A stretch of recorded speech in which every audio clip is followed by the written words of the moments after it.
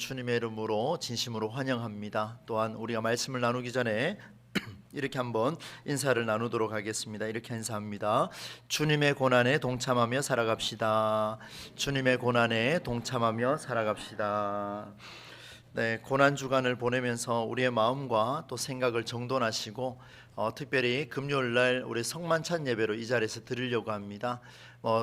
같은 패턴의 예배를 형식으로 드리긴 하겠습니다만은 그래도 우리의 마음가짐이 달라지면 그 예배를 보는 관점이 분명히 달라지리라 믿습니다. 여러분에게 주님께서 허락하신 그 깊은 고난의 그 사랑이 함께 하시기를 주의 이름으로 축원합니다. 여러분, 가나안 땅에 정착하게 된 이스라엘 백성은 오랜만에 이제 쉼을 가지게 됩니다.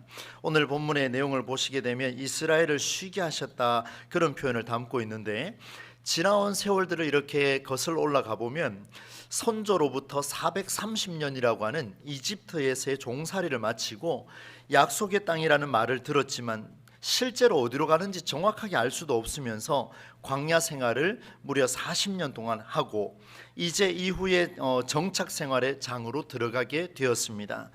그동안 인생사에서 있을 법한 다양한 일들을 다 경험하게 되었는데, 내부적으로 보시게 되면 정치와 경제적인 면과 특히 여호와 하나님 유일신 사상이라는 종교적인 면에서 굉장한 갈등을 이 이스라엘 백성들이 누리게 되었습니다. 외부적으로 보게 되면은 주변 민족과의 싸움이 계속해서 빈번하게 일어나게 되고, 그로 인한 에너지 소모로 지친 일상을 반복해서 살아갔던 그 모습을 우리가 여호수아서를 통해서 계속해서 살펴봤습니다. 주변의 모든 원수로부터 말할 수 없는 일들로 몸도 마음도 지친 그들에게 이제 하나님이 원수의 손에서 벗어나게 하셔서 평안하게 하시는 샬롬의 복을 하나님께서 허락해 주셨습니다.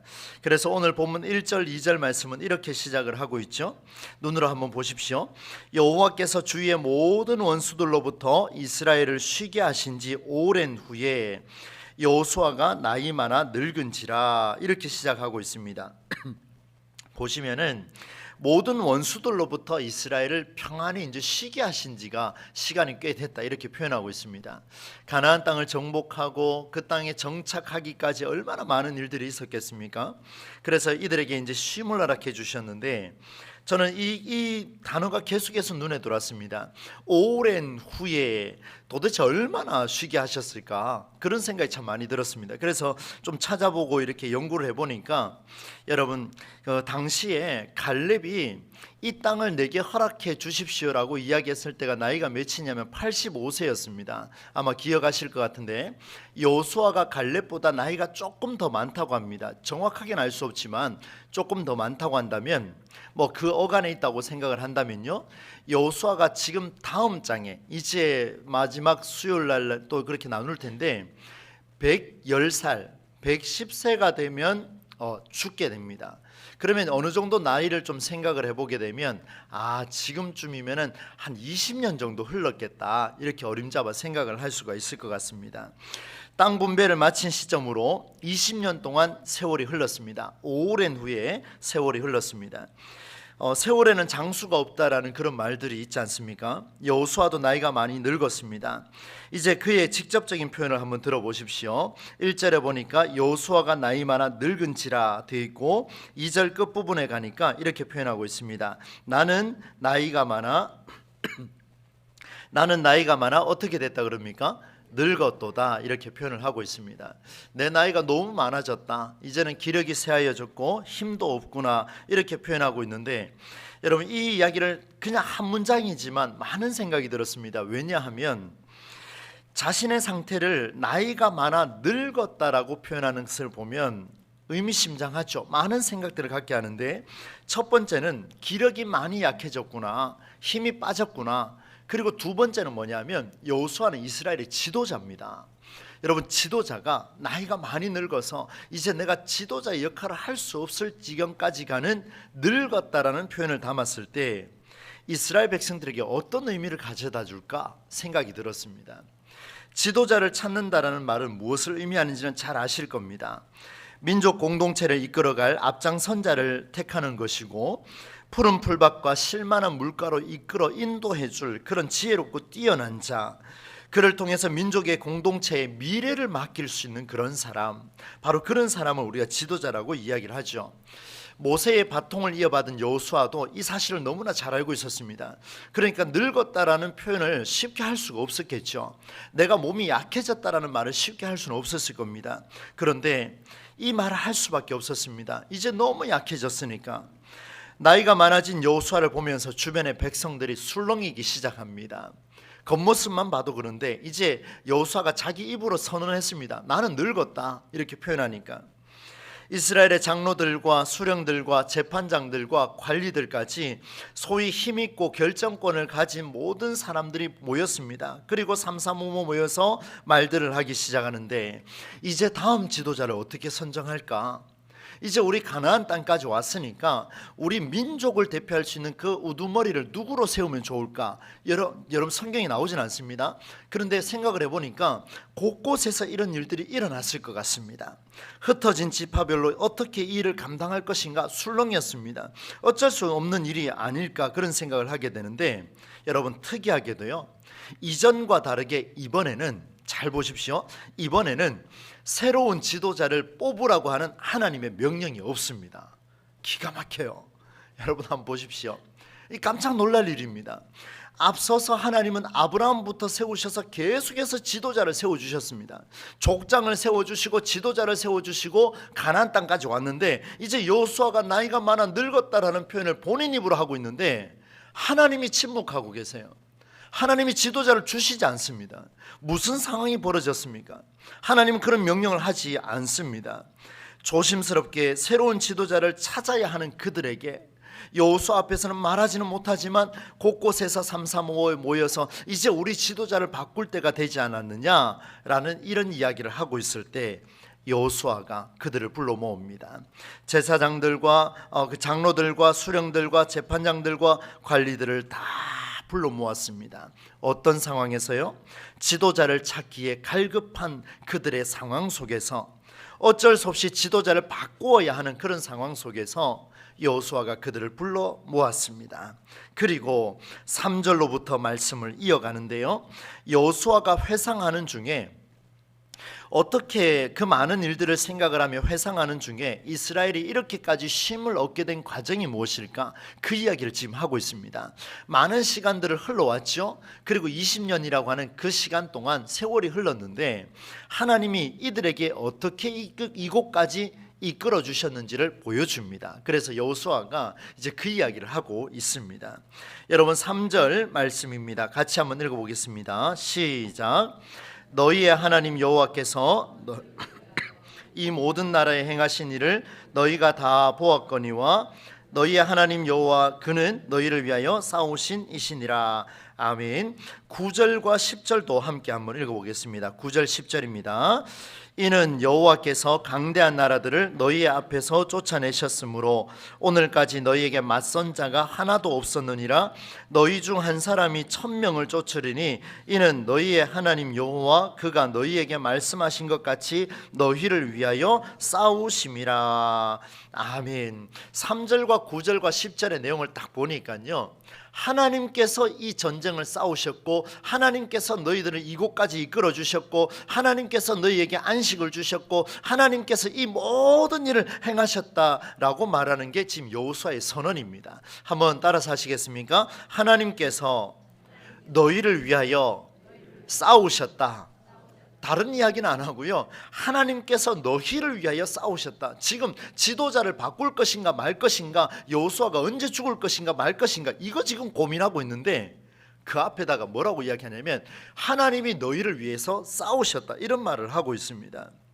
여러분 이스라엘 백성들의 지도력을 가진 자들이 굉장히 많이 수고를 했습니다. 40년 동안 천부장, 백부장, 십부장, 여러분 많은 시간 동안 이스라엘의 지도자들, 지금 이 자리에 있는 이 관리들과 수령들과 재판장들과 이런 사람들, 장로들까지 모두가 수고했습니다. 정말 많은 수고를 했어요. 그리고 정착하고 20년 동안 얼마나 많은 수고를 했겠습니까? 그들은 물론이고 여호수아는 훨씬 더 많은 수고를 했습니다. 한번 보시겠습니까? 여러분 여호수아를 한번 보십시오. 얼마나 많은 전쟁을 치렀습니까? 모세 옆에 서가지고 그 많은 전쟁을 치르고요, 온갖 욕설을 다 먹고요, 그 다음에 여호수아가 지도자가 돼서 이스라엘 백성을 가나안 땅으로 데리고 와서 그 많은 전쟁을 치렀잖아요. 고민도 하고요, 밤잠도 설쳐보고 얼마나 많은 생각들을 하게 되었겠습니까? 정말 부정할 수 없는 인생사의, 민족사의 꽃이라고 할 만큼의 가치가 있는 것이 그 백성들의 수고요, 지도자들의 수고요, 좀 더 올라가자면 여호수아의 수고와 눈물과 땀과 기도였습니다. 굉장하죠. 그런데 여호수아가 뭐라고 이야기하냐면요, 이렇게 고백을 하고 있습니다. 너희가 다 보았거니와 이스라엘 전체가 이러한 사실에 공감을 했고요. 누가요? 이스라엘 전체가, 모든 사람이 수고했다는 것, 여호수아는 100번 1000번 더 수고했다는 것을 다 공감을 했습니다. 그리고 보니까 너희가 다 보았거니와 모두가 역사를 눈으로 봤다라는 겁니다. 너희가, 내가 수고하는 것도 봤고 여기 있는 지도자들이 수고하는 것도 봤고 모든 것을 봤다, 다 봤다. 그러나 여러분, 일의 결과를 보니까 사람이 싸운 게 아니고 하나님이 싸우셨다, 이렇게 지금 강조를 하고 있습니다. 이스라엘의 형편으로 보면 도저히 이길 수 없는 전쟁들이었죠. 이룰 수 없는 일들이었는데 약하고 약한 그들에게 결국에는 하나님이 일하셨고 하나님이 결과를 주셨다라는 이 말을 지금 여호수아가 하고 있습니다. 여호수아는 그들에게 기독교 역사가 어떤 힘으로 흘러왔는지, 또 어떤 힘으로 앞으로 흘러갈 것인지를 정확하게 알아야 한다라고 제가 의역을 했습니다. 그 내용은 없습니다만은 지금 여호수아가 선언하는 것은 하나님께서 싸워 오셨으니까 이제 너희들은 앞으로 어떤 힘으로 흘러갈 것인가, 하나님이 주시는 힘으로 이 모든 전쟁을 이겨나가야 할 것이다 라는 그 말을 지금 배후에 깔고 있습니다. 하나님이 싸우신다, 정확하게 알아야 된다고 말하는데, 이스라엘의 많은 사람이 여호수아에게 집중되어 있음을 알고는 자신이 행한 일이 얼마나 작은 일인지를 여호수아가 드디어 속마음을 드러내고 있습니다. 여러분 잘 보십시오. 앞서 제가 지금까지 이야기한 것은 많은 지도자들이 수고했고 그 중에 탑 여호수아는 엄청난 수고를 했습니다. 누가 뭐라 해도 여호수아는 동상 하나 만들어도 모자랄 틈이 없을 정도로 대단한 인물이죠. 그런데 그가 이런 고백을 합니다. 4절 말씀 함께 한번 읽어보겠습니다. 읽겠습니다. 시작. 보라, 해 지는 쪽 대해까지에 남아있는 나라들과 이미 멸한 모든 나라를 내가 너희를 위하여 제비 뽑아 너희의 지파에게 기업이 되게 하였느니라. 아멘.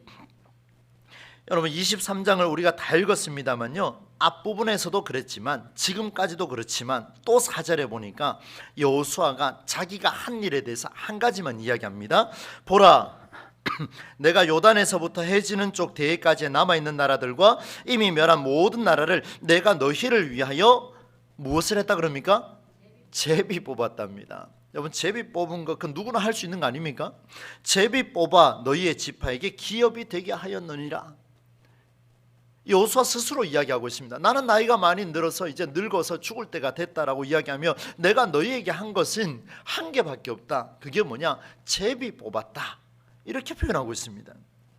여호수아가 한 일은 제비 뽑은 일밖에 없습니다. 그가 나이 많아 늙은 상황에서 누구보다도 많은 업적을 남긴 상황에서 정복 전쟁사라면 그의 스승 모세보다도 훨씬 더 많은 전쟁 속에서 탑을 달렸던 위대한 용사 여호수아, 그가 하는 말이 나는 제비 뽑은 일밖에 없다, 이렇게 표현하고 있습니다. 백성들을 향한 그의 고백이 정말 놀랍습니다. 사랑하는 성도 여러분, 기독교 신앙을 가진 자는 이런 삶을 살아야 됩니다. 지도자로서 살아가는 저만 그런 것이 아니라 우리 모두가 이런 삶을 살아야 됩니다. 어떻게 이런 말을 할 수 있을까? 어떻게 이런 말을 할 수 있을까? 자신이 한 일은 정말 많은 일들 중에 한 개밖에 없다. 나는 제비 뽑는 거, 누구나 뽑을 수 있는 거, 여호와의 명령대로 뽑을 수 있는 거, 내가 한 것은 그것밖에 없다. 가나안 민족과 싸우신 분은 너희의 하나님 여호와께서 그렇게 행하셨다라고 말씀을 하고 있습니다. 내가 한 것은 제비 뽑은 일밖에 없느니라. 다시 말하면요, 제비 뽑은 정도의 역할밖에 나는 못했다, 이 말입니다. 많은 걸 했어요.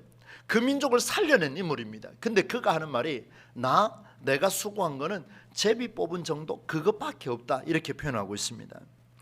여호수아는 자신을 감추고 자랑하지 않습니다.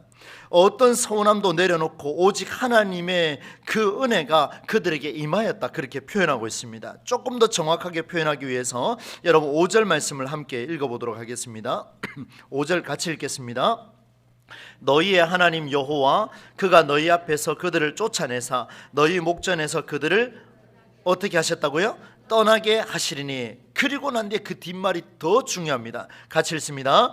너희의 하나님 여호와께서 너희에게 말씀하신 대로 너희가 그 땅을 차지할 것이니라 이렇게 말씀하고 있습니다. 무슨 말입니까? 정말 저는 이 말씀을 보면서 5절에서 끙끙 앓았습니다. 하나님, 도대체 여호수아가 왜 이런 말을 하고 있습니까? 그가 이런 고백을 어떻게 할 수 있습니까? 나는 과연 이렇게 말할 수 있을까? 다시 질문했는데요, 내가 하나님께 기도했고 영적으로 민감해서 당신들에게, 여러분 보세요, 제가 목사로서 동부제일교회에서 여러분을 위해서 기도했고 영적으로 민감해서 여러분에게 이런 땅을 갖게 하도록 내가 도와줬습니다. 여러분, 이 정도는 말할 수 있지 않겠습니까? 내가 허락한 거요 이렇게 말한 건 교만이지만 내가 그래도 기도하고요 여러분들 위해서 헌신했습니다. 여러분들이 그렇게 직장 다니실 때 저는 교회 와서 무릎 꿇고 기도했습니다. 뭐 이 정도는 이야기할 수 있지 않겠습니까? 근데 그것도 틀렸다는 거예요. 보는 순간 깜짝 놀랐습니다. 나는 이 정도는 말할 수 있다고 생각을 했는데 여러분 조심스럽습니다. 전 정말 그런 생각을 가졌었습니다. 겸손하고 좋을 듯한데 그런 말도 여호수아에게 나타나지 않습니다. 무엇만 나타나냐면 여호와께서 내게 말씀하신 것이 아니라, 여호수아를 빌자면 여호와께서 내게 말씀하신 것이 아니라 너희의 하나님 여호와께서 누구에게 말씀하셨다고요? 너희에게 말씀하신 대로. 이것이 여러분 성경의 원리입니다. 이게 기독교 신앙의 원리입니다. 엄청난 메시지예요. 여호수아는 마음에 단단히 준비를 하고 있습니다. 14절 말씀에 한번 보십시오. 뭐라고 되어 있냐면 앞부분에 이렇게 되어 있습니다. 보라, 나는 오늘 온 세상이 가는 길로 가려니와. 임종에 가까운 상황이 드러나고 있습니다. 이런 상황 속에서 자신이 이제 곧 있으면 임종하게 될 텐데 그 정도 말을 해도 안 되겠습니까? 자신을 감추고 자랑하지 않고, 그죠? 어떤 서운함도 내려놓고 한다는 이야기가 너희의 하나님 여호와께서 내게 말씀한 게 아니라 너희에게 말씀하신 그 말씀대로 하나님께서 너희에게 차지한 땅을 허락하여 주실 것이라, 이 말씀을 주고 있다는 거예요. 여호수아의 수고가 하나도 들어가지 않습니다. 여러분, 겸손하다라고 표현할 때요, 겸손하다고 표현할 때 이런 말들을 할 수가 있습니다. 자신을 감추고 자랑하지 않는 거 할 수 있습니다. 할 수 있어요. 분명히 할 수 있습니다. 그런데 여러분, 삶이 뒷받침 안 되는 사람은요, 결정적일 때 그의 교만함이 드러납니다. 결정적일 때 내가 이만큼 해놨는데 그 소리 나오게 돼 있습니다. 결정적일 때 그의 분노가 드러나게 돼 있습니다.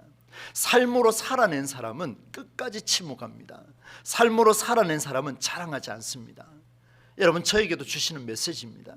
목회 여정 중에 네가 수고하고 헌신하고 노력하고 땀 흘리고 때로는 피 흘려가면서 하나님 앞에 헌신할 때에 네가 한 것이냐, 네가 삶으로 살아내지 않으면 결국에는 하나님은 뒤로 하고 너의 모습이 드러날 것이다. 저에게 굉장히 충격적으로 다가오는 그런 메시지였습니다. 오늘 우리 그리스도인의 사명이 여기에 있습니다. 여러분, 잠시 감출 수는 있어요. 잠시 자랑하지 않을 수 있습니다. 그러나 우리의 삶이 뒷받침되지 않으면 우리는 언제나 교만할 수밖에 없고 언제나 자랑할 수밖에 없고 언제나 우리 교회를 위해서 나는 이렇게 살았습니다라고 말할 수밖에 없는 연약한 존재임을 오늘 성경은 우리에게 말씀해 주고 있습니다.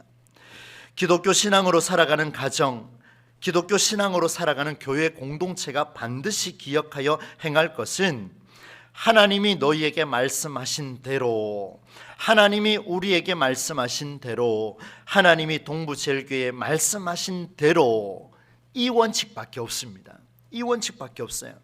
말과 행동이 주께서 말씀하신 내용에 따라 나타나야 할 텐데 이것이 바로 우리 교회의 생명이 유지되어 온 비결이요, 앞으로도 우리 교회의 생명이 유지되어 가야 할 중요한 비결이 바로 하나님이 너희에게 말씀하신 대로, 이 사실인 줄로 믿습니다. 네, 한번 고백합시다. 하나님이 너희에게 말씀하신 대로. 여러분, 그렇습니다. 하나님이 저에게 말씀하셔서 여러분에게 통과하는 이 정도 차원이 아니라 하나님이 너희에게, 여호수아의 고백입니다. 하나님이 내 자녀야, 나를 통해서 너에게, 아니 하나님이 너에게. 여러분, 여호수아가 위대한 장수임이 여기 드러납니다. 보십시오. 조금이라도 사심이 있는 지도자는요, 하나님이 나를 통하여 여러분에게 이렇게 말합니다. 하나님이 나를 통하여 내 회사에, 하나님이 나를 통하여 내 가정을 바꾸셨다. 여러분, 축복의 통로 굉장히 중요하지만 오늘 여호수아를 잘 보십시오. 중요합니다. 지도자 필요합니다. 그런데 여호수아는 항상 어떤 마음으로 삶을 살아냈냐면, 하나님이 너희에게 말씀하시도록, 하나님이 그 어른에게 말씀하시도록, 하나님이 내 자녀에게 말씀하시도록, 그러면 나는 무엇을 해야 될 것인가? 하나님이 그에게 말씀하시도록 나는 지금 무엇을 해야 될 것인가?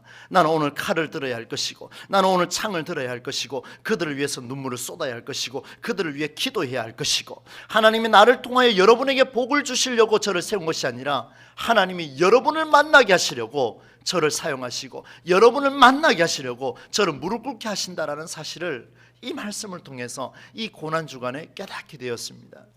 여러분은 어떻습니까? 우리 이런 인생을 한번 살아봐야 되지 않겠습니까? 여러분, 이런 여호수아의 위대한 선포 굉장하죠. 그런데 여러분, 이제 결론적으로 넘어갈 텐데 한번 들어보십시오. 이런 여호수아의 위대한 선포가요, 아직은 그가 살아있을 때 선포됐습니다. 이 말을 잘 기억하셔야 됩니다. 기력이 약한 늙은 상황을 지금 여호수아가 마주했지만 여전히 말할 수 있는 상황이라는 사실을 아셔야 돼요.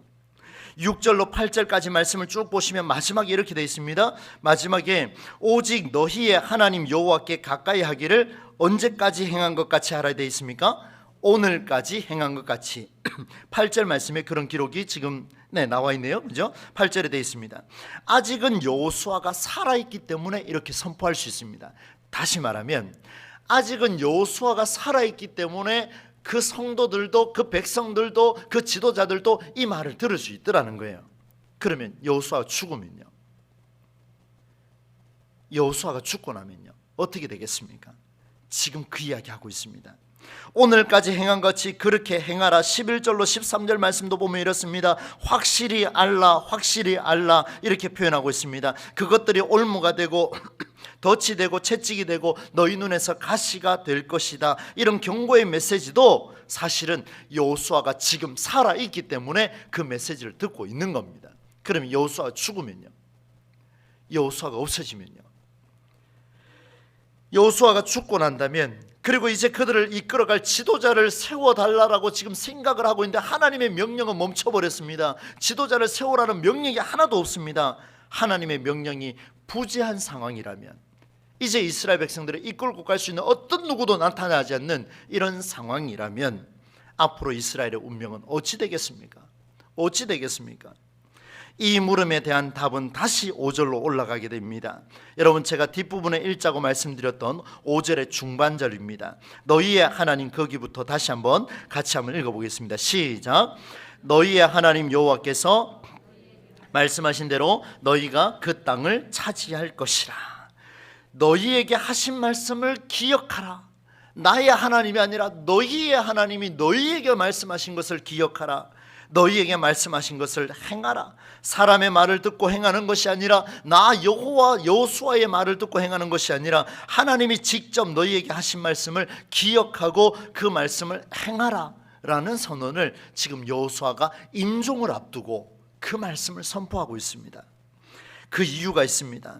이스라엘 백성이 지금까지 여호수아를 통해서 하나님 말씀을 들어왔습니다. 그러나 그들은 여호수아를 통하여 여호수아의 말을 들은 것이 아니라, 잘 들으셔야 돼요, 여호수아를 통하여 여호수아의 말을 들은 것이 아니라 지금 여호수아가 말합니다. 너희는 하나님이 나를 통해서 내 말을 들은 것이 아니라 너희는 나를 통해서 역사하신 하나님의 말씀을 들은 줄로 믿으라, 이렇게 표현하고 있습니다.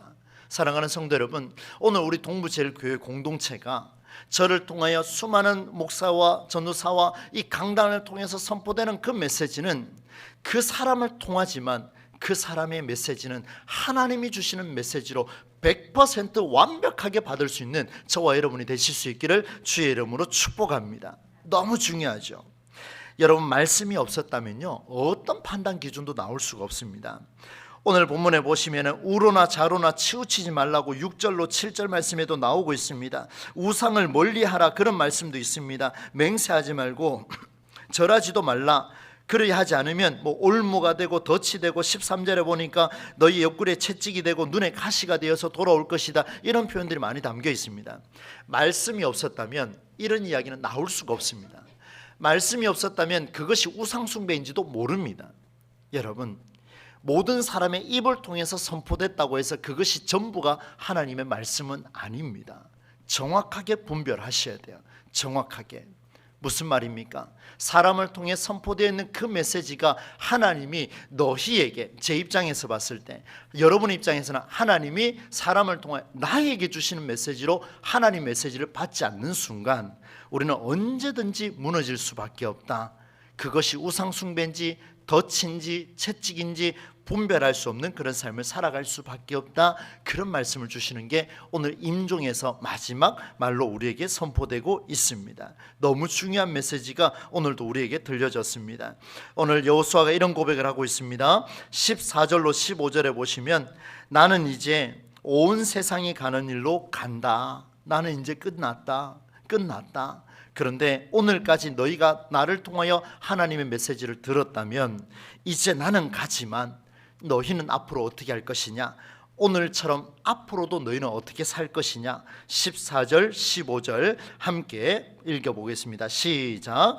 보라, 나는 오늘 온 세상이 가는 길로 가려니와 너희의 하나님 여호와께서 너희에게 대하여 말씀하신 모든 선한 말씀이 하나도 틀리지 아니하고 다 너희에게 응하여 없음을 너희 모든 사람은 마음과 뜻으로 아는 바라.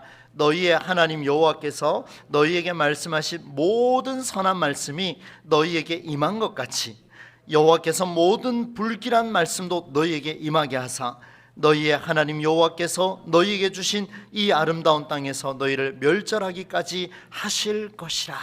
아멘. 내용을 꼼꼼히 한번 보시면 이렇습니다. 너희의 하나님께서 너희에게 대하여 말씀하신, 정말 중요하죠. 하나님께서, 나의 하나님께서 나에게 하신 그 말씀, 어떤 사람을 통하여 그 말씀이 가려지는 것이 아니라 그 사람을 통한다 할지라도 그 메시지가, 그 말씀이 나에게 주시는 말씀으로 받아들이는 그 순간, 여러분, 그것이 오늘 우리에게 주어졌을 때 하나도 빠짐없이 응할 것이라 이렇게 말씀하고 있습니다. 동부제일교회는 인간의 욕심으로 선포되는 메시지가 사라지게 하여 주시고, 인간의 욕심에 의해서 끌려가는 그런 공동체가 되지 않게 하여 주시고, 오직 살아계신 하나님의 메시지만 선포되어서 너희의 하나님 여호와께서, 동부제일교회 공동체 위에 계신 하나님 여호와께서 우리에게, 바로 우리 교회에게 말씀하시는 역사가 나타나기를 간절히 소망합니다. 여러분, 기도하실 때 이런 기도를 꼭 부탁드리도록 하겠습니다. 모든 선한 말씀이 임한 것처럼 모든 불길한 말씀도 임합니다. 기억하셔야 합니다. 모든 선한 말씀이 15절 말씀대로 임하는 것처럼 모든 불길한 말씀도 임할 수 있다라는 사실, 하나님의 말씀입니다. 기억하셔서 사람에게 흔들리지 말고, 사람의 말에 흔들리지 말고, 여러분, 제가 그런 표현을 자주 씁니다만은 저는 그런 신앙 고백이 있기 때문에 씁니다. 목사의 말에 현혹되지 말고 주의 말씀에 귀를 기울이셔서 우리 함께 바른 길 걸어가고, 우리 함께 교회로서의 정체성을 살려내고, 우리 함께 이 시대에 정말 바른 교회가 되어서 교회의 모델로 될 수 있는 우리 교회가 되기를 정말 간절히 소망합니다. 여러분이 한번 시도해 보십시오. 할 수 있습니다. 어떻게 해요? 하나님이 여러분에게 허락하신 말씀대로 살아내는 삶이 되어 있는 자는 겸손하기, 자랑하지 않고 살아가는, 흉내내는 것이 아니라 그대로 살아갈 수밖에 없습니다. 왜요? 그 말씀은 내 혼과 영과 관절과 골수를 찔러 쪼개기까지 하며 또 마음의 생각과 뜻을 판단하기 때문에 그렇습니다. 메시지를 마무리하겠습니다. 여호수아가 이렇게 말했습니다. 나는 죽는다. 나는 이제 죽는다. 온 세상이 가는 길로 나는 간다. 이제 나를 보지 마라. 너희에게 말씀하신 하나님을 봐라. 임종을 앞에 두고 이스라엘 전체에게 그리고 결정권을 가진 지도자들을 모두 불러놓고 선언했습니다. 지도자가 너희를 이끌어주는 시대는 끝이 났다. 지도자가 너희를 이끌어주는 시대는 끝이 났다. 이제 너희를 이끌어주는 시대는 여호와 하나님께서 너희에게 하신 모든 말씀이 응하여질 것이다. 여러분, 저는 또다시 하나님 앞에 엎드립니다. 하나님께서 지도자로 나를 세운 것이 아니라 말씀이 살아서 역사하는 것이 삶이 될 수 있다는 것을, 본이 될 수 있게 하나님께서 세우셨다는 것을 다시 한번 가슴속에 새깁니다. 이것이 두려운 말씀이고 이것이 저에게 주시는 메시지고 오늘 저와 여러분에게 성령께서 공감으로 역사하시는 메시지라 그렇게 믿습니다. 사랑하는 성도 여러분, 모두가 말씀 앞에서 함께 서기를 소망합니다. 말씀 앞에 선 그 한 사람이 우리 교회에 절대적으로 필요합니다. 여러분, 우리 교회 좋은 소문 많습니다. 우리 교회 오기 전에 제가 많은 소문을 들었습니다. 참 순종하는 교회, 평안한 교회, 큰 탈 없는 교회, 많은 소문을 들었습니다. 여러분, 조심스럽게 제가 말씀드립니다. 그런 소문 다른 교회도 날 수 있습니다. 그러나 여러분 보십시오. 말씀 위에 든든히 서서 그 말씀이 나를 새롭게 하고 내 삶에 충격이 일어나고 내 삶이 역동적으로 일어나서 한국 교회의 정체성을 살려내는 그런 교회, 그런 소문이 이제 우리에게 나타나야 합니다. 여호수아가 이스라엘 공동체에게 말한 그 메시지가 오늘 하나님께서 성경을 통하여 저와 여러분에게 주시는 강력한 도전의 메시지입니다. 이 고난 주간에 우리 교회가 걸어가야 할 이 길, 오늘처럼 앞으로도 말씀 위에 든든히 서가는 저와 여러분이 되실 수 있기를 주 예수 그리스도의 이름으로 간절히 축원합니다. 찬송가 542장 말씀을 생각하며 함께 고백하겠습니다. 542장입니다.